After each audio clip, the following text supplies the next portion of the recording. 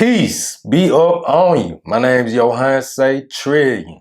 This is Far As I Can Tell, episode 22, Teenage Jesus, part 2. I'm really just going to jump right into this. I'm going to save all the little monologue. This is from paper 127, The Adolescent Years. And this is Teenage Jesus, part 2. As Jesus entered upon his adolescent years, he found himself the head and sole support of a large family. Within a few years after his father's death, all their property was gone. As time passed, he became increasingly conscious of his pre-existence. At the same time, he began more fully to realize that he was present on earth and in the flesh for the express purpose of revealing his paradise father to the children of men. Real quick, he became increasingly conscious of his pre-existence. Now, we really delved into his pre-existence throughout this whole series thus far. I reiterated Michael time and time again, but more specifically, 2 episodes were dedicated to his pre-existence, and that was Christ, the prequel, part 1 and 2. But all that to say, Michael's been here for a long time. And so they're saying as his teenage years progressed, he became a little more conscious of that pre-existence. But not fully, not yet.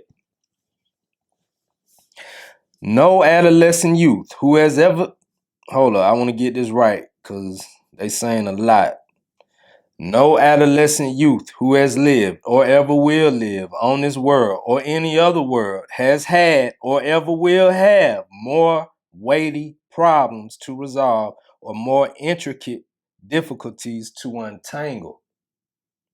No youth of Urantia will ever be called upon to pass through more testing conflicts or more trying situations than Jesus himself endured during those strenuous years from 15 to 20.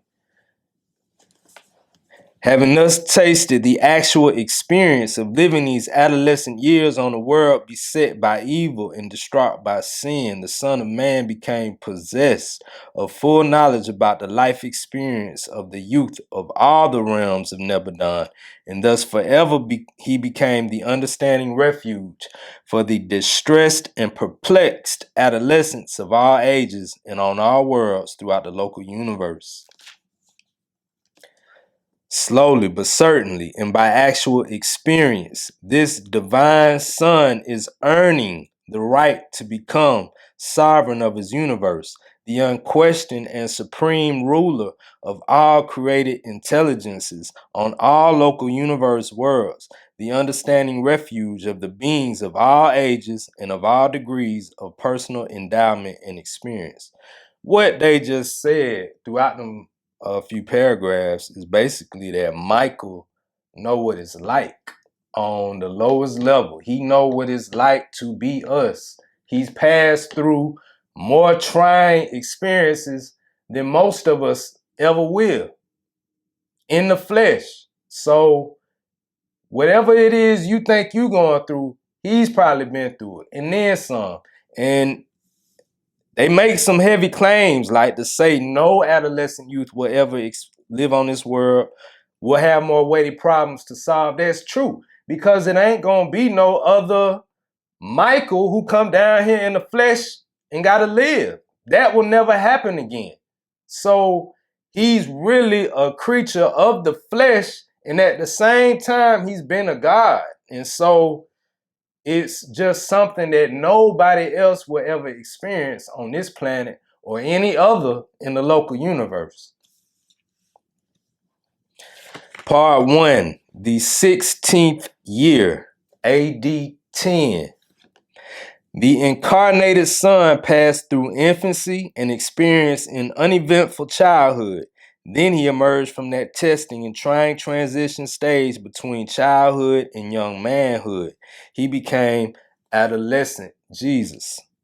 This year he attained his full physical growth. He was a virile and comely youth. That means attractive.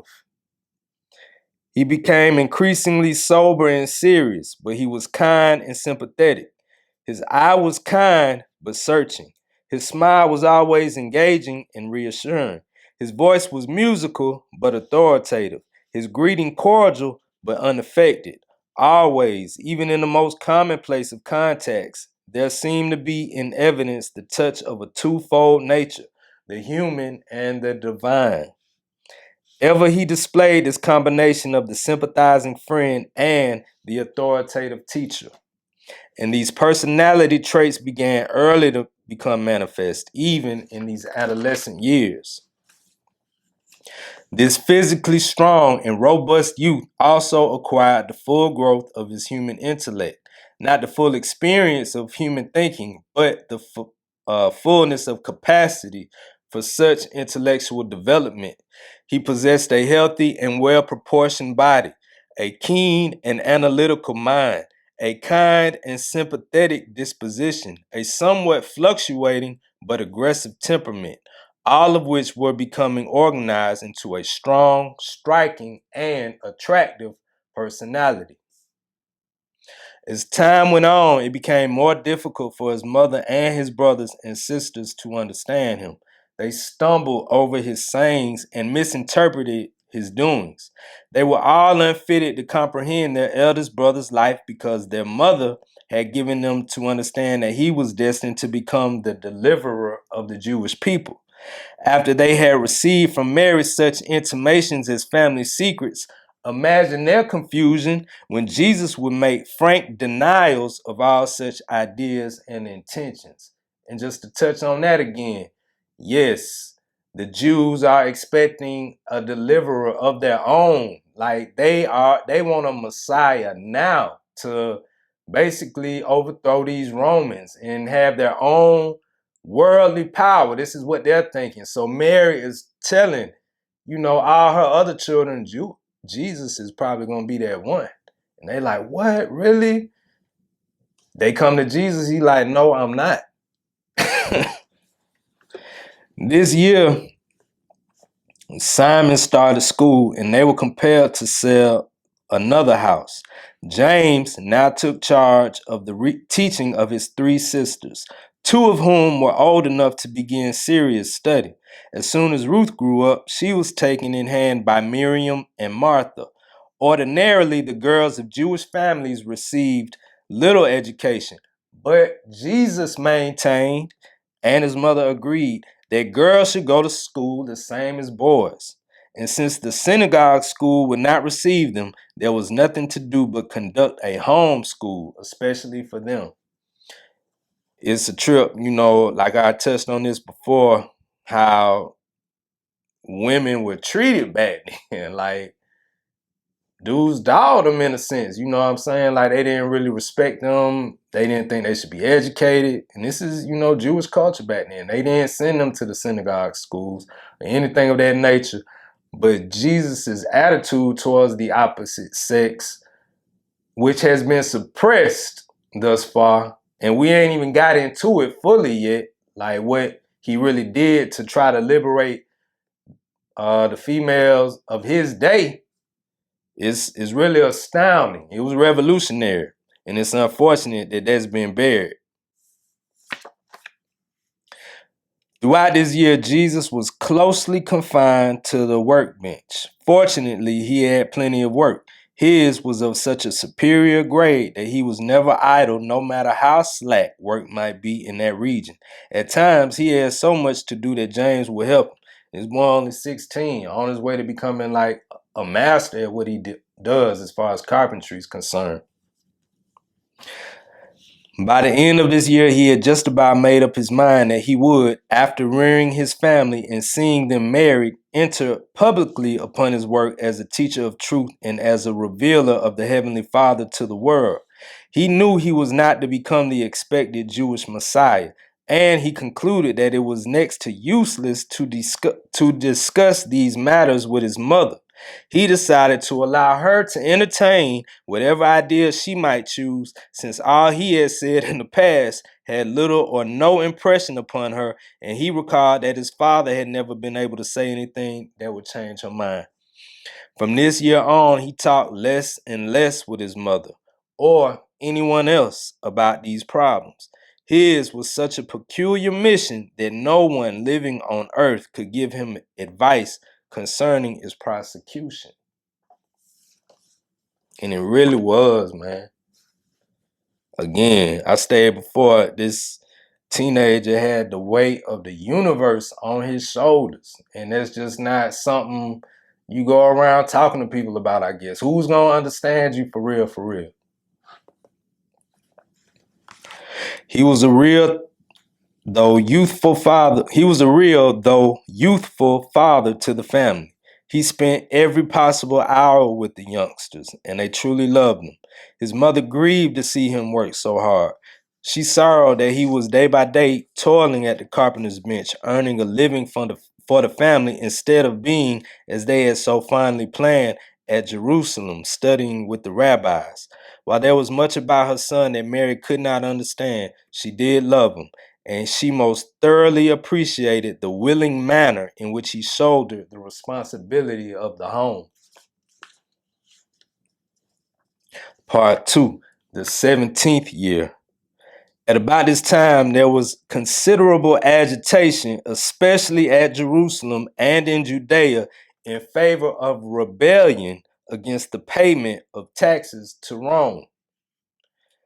There was coming into existence a strong nationalist party, presently to be called the Zealots. The Zealots, unlike the Pharisees, were not willing to await the coming of the Messiah. They proposed to bring things to a head through political revolt. You got to understand this situation. A lot of us can understand this situation. They're oppressed by some people. Like, it's a whole government that just been mushing them. So, of course, they want to get this Roman yoke up off of them. A group of organizers from Jerusalem arrived in Galilee and were making good headway until they reached Nazareth. So check it now. Basically, this was like a young political group bent on revolution coming out of Jerusalem, trying to formulate some plans to buck on the Romans in Jerusalem. This is major. A group of organizers from Jerusalem arrived in Galilee and were making good headway until they reached Nazareth. When they came to see Jesus, he listened carefully to them and asked many questions, but refused to join the party. He declined fully to disclose his reasons for not enlisting, and his refusal had the effect of keeping out many of his youthful fellows in Nazareth. I mean, he was a leader already. So him declining caused a lot of other youth like, Jesus ain't messing with it, man. I trust him. Like, he's pretty solid. He make sound decisions. He ain't messing with it. I'm straight. That's how they kind of kicking it. Mary did her best to induce him to enlist, but she could not budge him.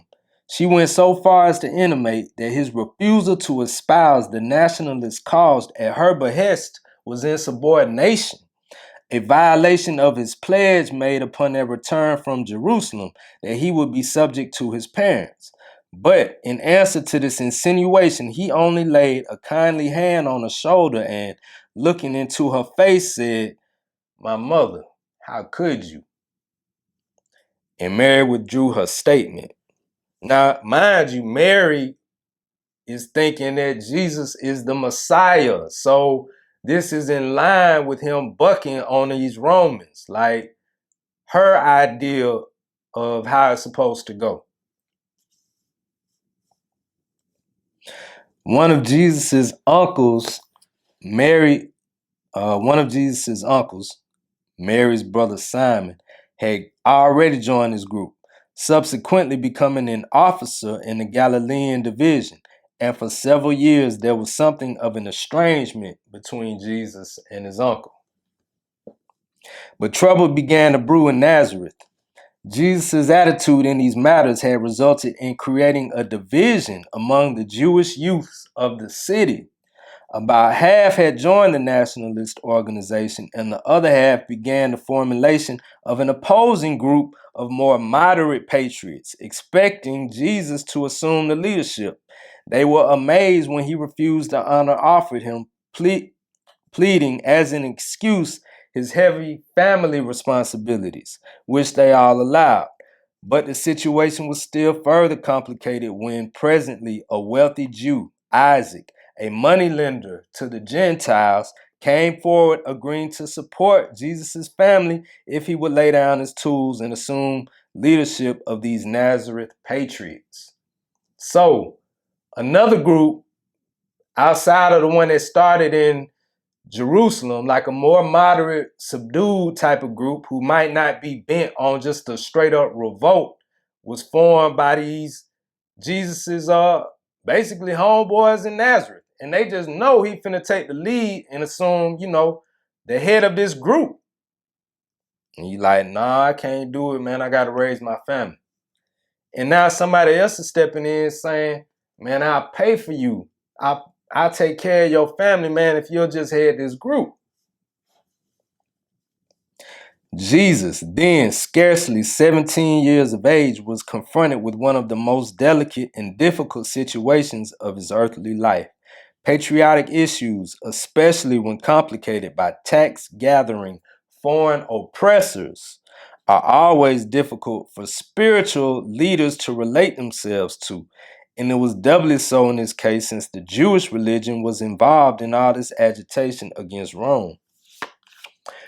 Jesus' position was made more difficult because his mother and uncle, and even his younger brother James, all urged him to join the nationalist cause.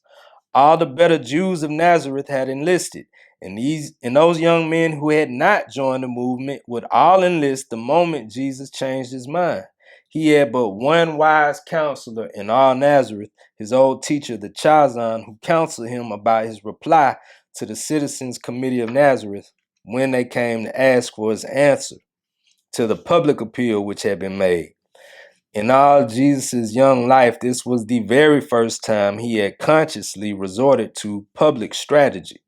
Therefore, always he had depended upon a frank statement of truth to clarify the situation. But now he could not declare the full truth.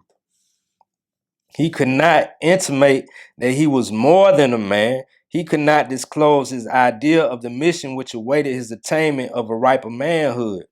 Like, he knows who he is. He already has been formulating long, far-reaching plans for his life because he's been slowly gaining consciousness of who he is, although he can't really tell nobody. Like, how would it sound? Like, look, man, y'all really don't know, but I run this universe. I'm the son of God. Like, ain't nobody ready to hear that from a teenage boy. So he had to keep that to himself. So he can't just say, like, man, I wish I could tell y'all who I really was. He can't do all that yet. Despite these limitations, his religious fealty and national loyalty were directly challenged. His family was in a turmoil, his youthful friends in division, and the entire Jewish contingent of the town in a hubbub. And to think that he was to blame for it all, and how innocent he had been of all intention to make trouble of any kind, much less a disturbance of this sort. Something had to be done. He must state his position, and this he did bravely and diplomatically to the satisfaction of many, but not all.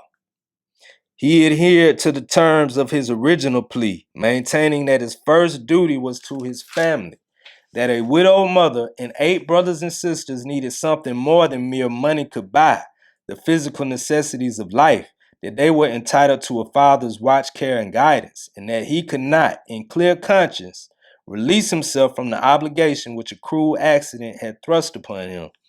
He paid compliment to his mother and eldest brother for being willing to release him, but reiterated that loyalty to a dead father forbade his leaving the family no matter how much money was forthcoming for their material support, making his never to be forgotten statement that money cannot love. In the course of this address, Jesus made several veiled references to his life mission, but explained that regardless of whether or not it might be inconsistent with the military idea, it, along with everything else in his life, had been given up in order that he might be able to discharge faithfully his obligation to his family. So they just kind of go on with that. I'm gonna skip down a little bit. He basically was like, man, I can't do it. And this was the first time he really wasn't seen in like universal favor. This is the first time like a little bit of resentment built up against him from his own people and like from his own time, because he didn't take command and leadership of this political party. The crisis for the time being was over, but never was this incident forgotten in Nazareth. The agitation persisted. Not again was Jesus in universal favor. The division of sentiment was never fully overcome. And this, augmented by other and subsequent occurrences, was one of the chief reasons why he moved to Capernaum in later years. Henceforth, Nazareth maintained a division of sentiment regarding the Son of Man. So they skip down. I'm gonna just say real quick, James, Jesus is he the second oldest in the family. James, he's graduated from school. He's approaching like 13. And he works in the shop as well. He's working now in the carpenter shop alongside Jesus. They're the only two really earning money for the family. This year, Jesus made great progress in the organization of his mind. Gradually, he had brought his divine and human natures together, and he accomplished all this organization of intellect by the force of his own decisions and with only the aid of his indwelling monitor. Just such a monitor as all normal mortals on all post-bestowal sun worlds have within their minds. Basically, they just said that he's working through his problems. He's getting through life, basing it upon the leading of the Spirit of God inside him. They call it a monitor or a thought adjuster or the father fragment, whatever you want to call it. This little spirit, not even little, this spirit that indwells us all is the same one he worked out his earthly problems with. So far, nothing supernatural had happened in this young man's career except the visit of a messenger dispatched by his elder brother Emmanuel, who once appeared to him during the night at Jerusalem. They're just saying that nothing supernatural has occurred except that time before his Passover when he was 12 and some change, before his first Passover, and a celestial messenger appeared to him and told him, now's the time to be about your father's business. This is the only supernatural thing that has occurred in his life thus far. Part 3, the 18th year. In the course of this year, all the family property except the home and garden was disposed of. The last piece of Capernaum property, except in equity and one other, already mortgaged, was sold. The proceeds were used for taxes to buy some new tools for James and to make a payment on the old family supply and repair shop near the caravan lot, which Jesus now proposed to buy back since James was old enough to work at the house shop and help Mary about the home. With the financial pressure thus eased for the time being, Jesus decided to take James to the Passover. So I'm going to skip down a little bit. This is as Jewish boys do at this age, 13, they get consecrated by the law. They're considered citizens. So Jesus is taking his younger brother James to do the same thing that he did like 5 years previously. Or maybe even not even 5 years, I don't know, 4. But anyway, so they just talk about their visit to Jerusalem. And on the way, they stop at Lazarus, Martha, and Mary's house. Them, like, some of his best friends that he met his first time going to Jerusalem. So that's all they pretty much saying.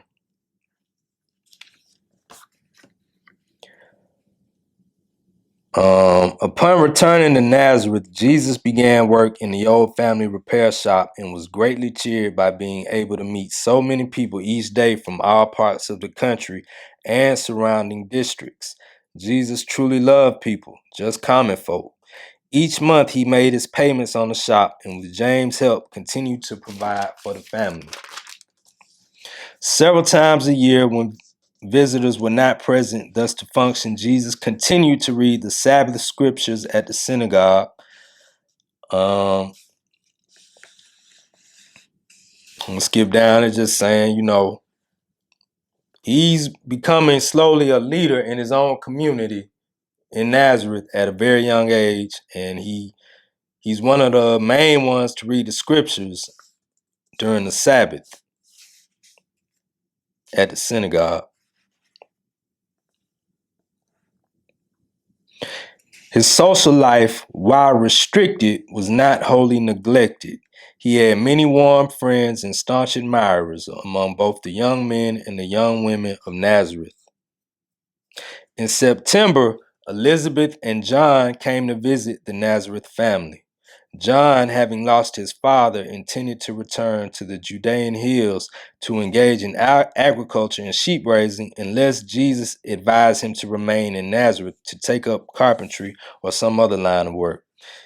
Now, this is Elizabeth and John the Baptist. John is her son. Zacharias, John's father, they just said has been laid to rest. He's already passed. So he was the only child too, John the Baptist. Now remember, Gabriel appeared to Elizabeth first and then Mary. And John the Baptist has already been ordained to be, basically, he's the opening act for this headline of Jesus.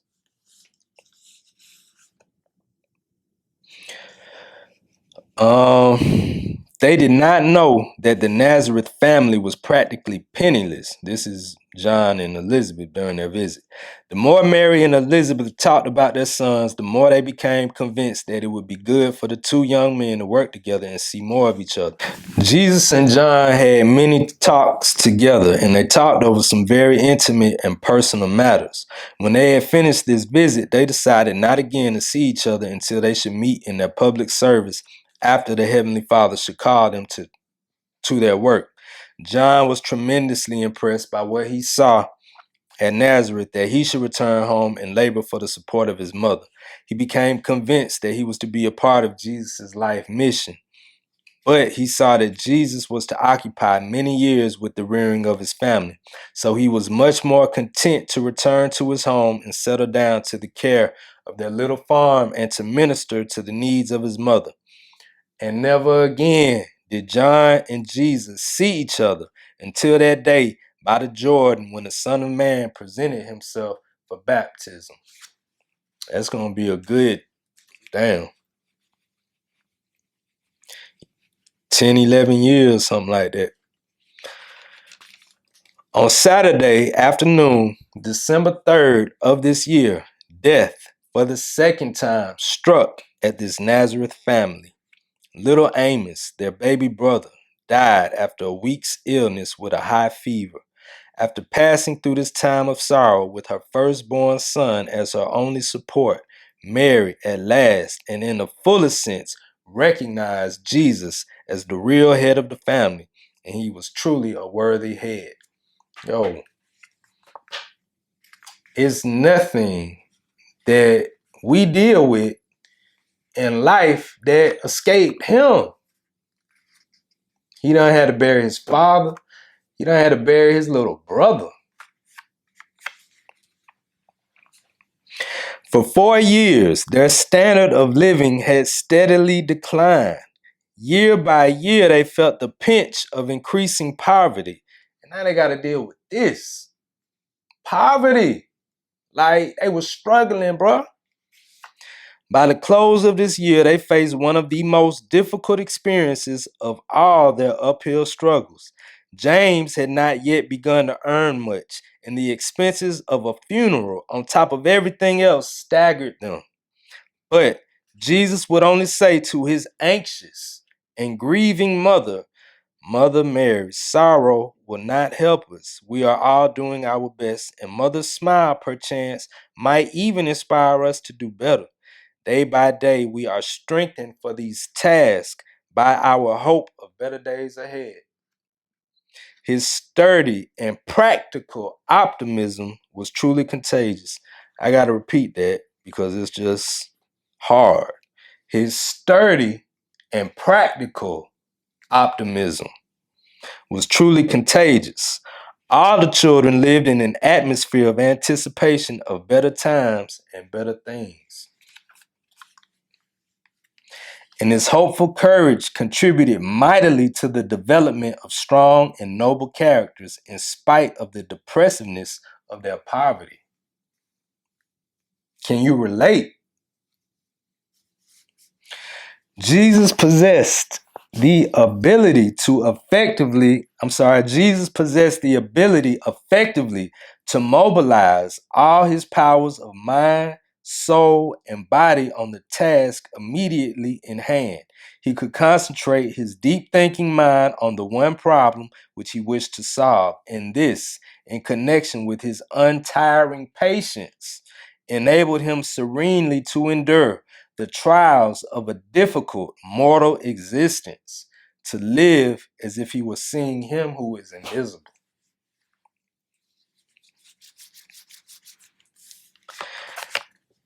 The 19th year. I'm just gonna say, man, his character development it's impressive. I don't care like how old you are now, even though he was 19 at the time. And the good thing about these videos, it's gonna be some 19-year-olds who watch this.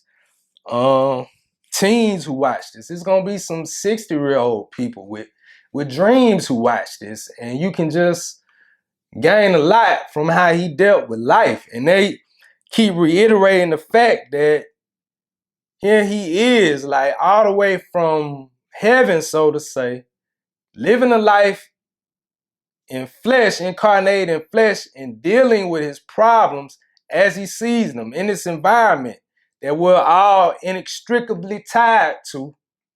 And he's dealing with them in a real practical manner. And it's impressive. And this is the stuff of character. This is how character is forged. But I ain't finna, preach. The 19th year. By this time, Jesus and Mary were getting along much better. She regarded him less as a son. He had become to her more a father to her children. Each day's life swarmed with practical and immediate difficulties. Less frequently they spoke of his life work, for as time passed, all their thought was mutually devoted to the support and upbringing of their family of 4 boys and 3 girls. By the beginning of the year, Jesus had fully won his mother to the acceptance of his methods of child training, the positive injunction to do good in the place of the older Jewish method of forbidding to do evil. In his home and throughout his public teaching career, Jesus invariably employed the positive form of exhortation. Always and everywhere did he say, "You shall do this, you ought to do that." Never did he employ the negative mode of teaching derived from the ancient taboos. He refrained from placing emphasis on evil by forbidding it, while he exalted the good by commanding its performance. Prayer time in this household was the occasion for discussing anything and everything relating to the welfare of the family. They talk about how he disciplined the family, which pretty much he didn't have no problems with anybody except for Jude and Sometimes he had to be punished, but it was kind of like a democratic process in which they administered punishment. He might come up with something, the older children would vote on it, and the person who made the infraction would basically agree to it. So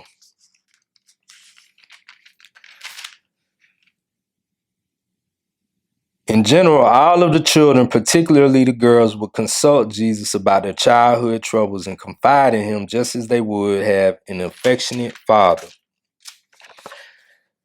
James was growing up to be a well-balanced and even-tempered youth, but he was not so spiritually inclined as Jesus. They go on to speak about the other children as well, all of them, and just slight little blurbs about their character and little quirks and whatnot. I'm gonna skip down though. This year, Jude started to school, and it was necessary for Jesus to sell his harp in order to defray these expenses. Thus disappeared the last of his recreational pleasures. He much loved to play the harp when tired in mind and weary in body, but he comforted himself with the thought that at least the harp was safe from seizure by the tax collector. Now that was his last little, getaway thing he liked to do, and he had to give that up because times were so hard. Part 5. Rebecca, the daughter of Ezra.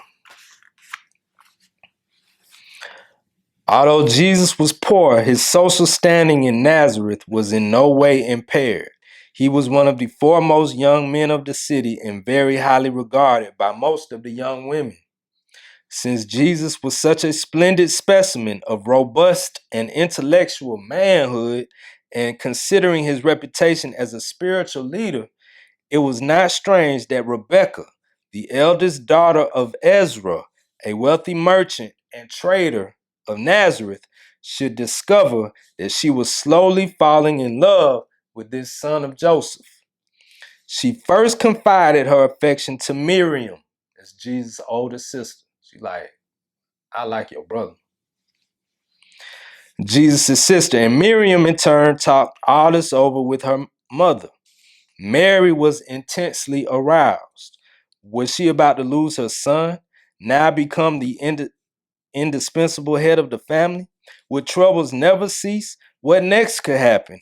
And then she paused to contemplate what effect marriage would have upon Jesus' future career. Not often, but at least sometimes did she recall the fact that Jesus was a child of promise. Listen to how hard and practical their life has become. Mary was visited. This is something she'll never forget, as neither would you or I if a celestial being appeared to us. Gabriel showed up to Mary and told her that she was going to have a son of destiny. But times have been so hard that she don't really think about it that much.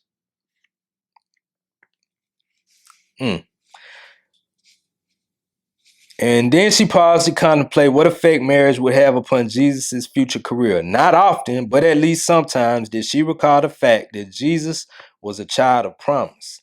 After she and Miriam had talked this matter over, they decided to make an effort to stop it before Jesus learned about it by going direct to Rebecca, laying the whole story before her and honestly telling her about their belief that Jesus was a son of destiny, that he was to become a great religious leader, perhaps the Messiah.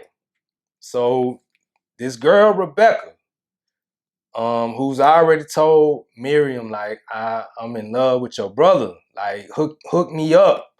And Miriam told Mary, and they like, no, he got too much going on. Let's stop this. So they went directly back to Rebecca to tell her this. Rebecca listened intently. She was thrilled with the recital and more than ever determined to cast her lot with this man of her choice and to share his career of leadership. It really became like, damn, why we even tell her? Because now she's even more aroused by him.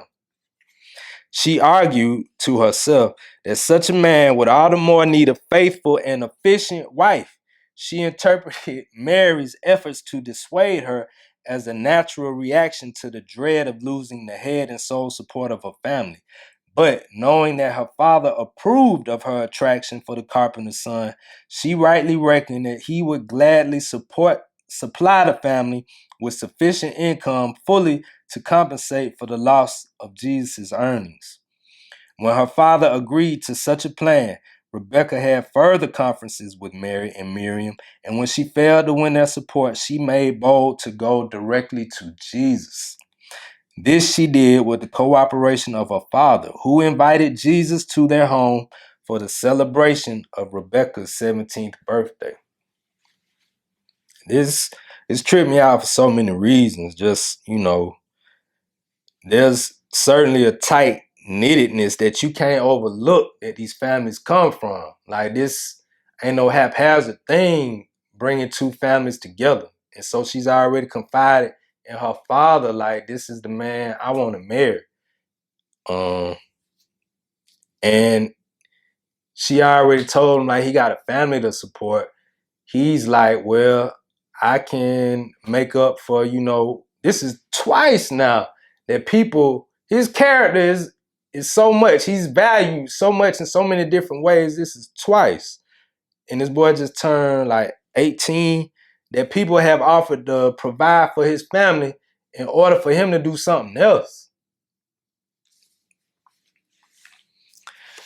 But yeah, so he's been invited to Rebecca's 17th birthday. Jesus listened attentively and sympathetically to the recital of these things, first by the father, then by Rebecca herself. He made kindly reply to the effect that no amount of money could take the place of his obligation personally to rear his father's family, to, quote, fulfill the most sacred of all human trusts, loyalty to one's own flesh and blood, end quote. Rebecca's father was deeply touched by Jesus' words of family devotion and retired from the conference. His only remark to Mary, his wife, was, "We can't have him for a son. He is too noble for us." Then began that eventful talk with Rebecca. Thus far in his life, Jesus had made little distinction in his association with boys and girls, with young men and young women.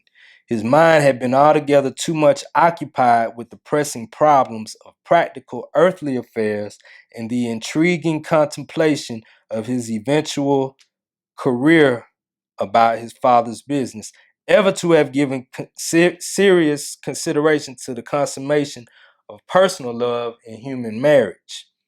But now he was face to face with another of those problems which every average human being must confront and decide.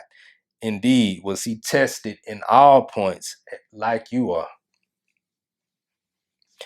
After listening attentively, he sincerely thanked Rebecca for her expressed admiration, adding, "It shall cheer and comfort me all the days of my life."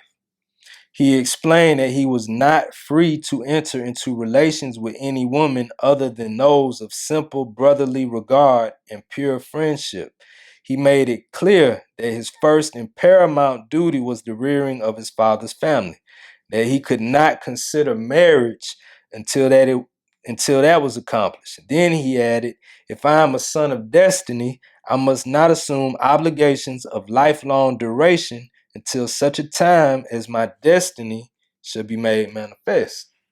So he's saying, like, I still gotta take care of my family first. He's still got some young brothers and sisters that their father figure that he gotta raise up. And then he got to be about his life's mission, which it hasn't quite, unfolded clearly in his mind just yet. He know he has a mission, but it's not concrete. So he's saying, I can't make no lifelong obligations to you when this mission that I know I have is still to be determined. So he just went in that position.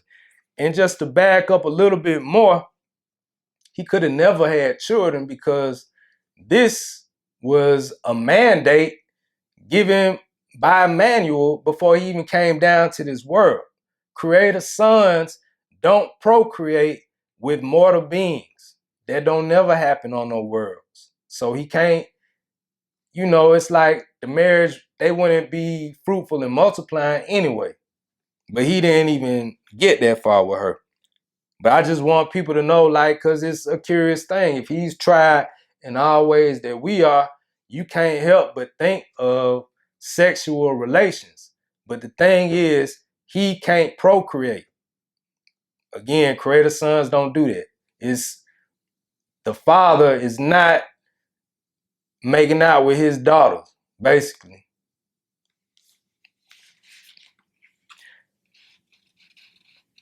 Rebecca was heartbroken. She refused to be comforted and importuned her father to leave Nazareth until he finally consented to move to Sepphoris. Listen, she was so hurt by this. She compelled her father to move out the city. In after years, to the many men who saw her hand in marriage, Rebecca had but one answer. She lived for only one purpose: to await the hour when this, to her, the greatest man who ever lived, would begin his career as a teacher of living truth. And she followed him devotedly through his eventful years of public labor, being present, and they got in parentheses, unobserved by Jesus, that day when he rode triumphantly into Jerusalem. This is far down the line. And she stood among the other women. They got that in quotes because this is from a passage. By the side of Mary on that fateful and tragic afternoon when the Son of Man hung upon the cross. So she was there when he was on the cross. Like, she followed his career like that. Among other women, by the side of Mary on that fateful and tragic afternoon when the Son of Man hung upon the cross. To her, as well as to countless worlds on high, the one altogether lovely and the greatest among 10,000.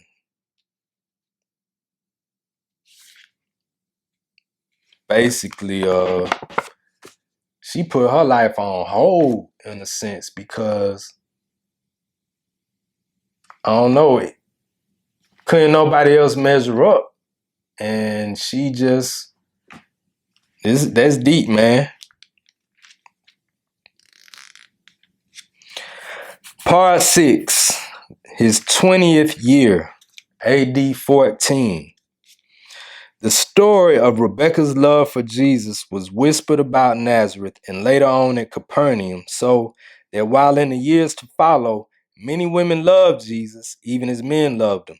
Not again did he have to reject the personal proffer of another good woman's devotion. From this time on, human affection partook more of the nature of worshipful and adoring regard. Both men and women loved him devotedly and for what he was, not with any tinge of self-satisfaction or desire for affectionate possession. But for many years, whenever the story of Jesus' human personality was recited, the devotion of Rebecca was recounted.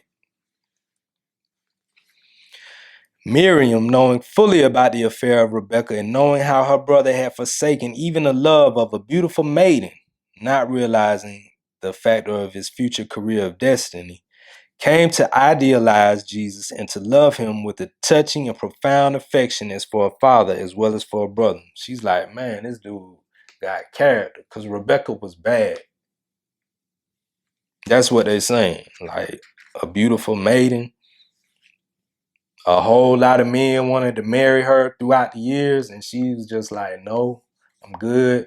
I'm waiting on Jesus to do what he was sent here to do. It's amazing. But I could believe it. Like, that's what's up. That's, that's saying a lot about that brother and how he carried himself.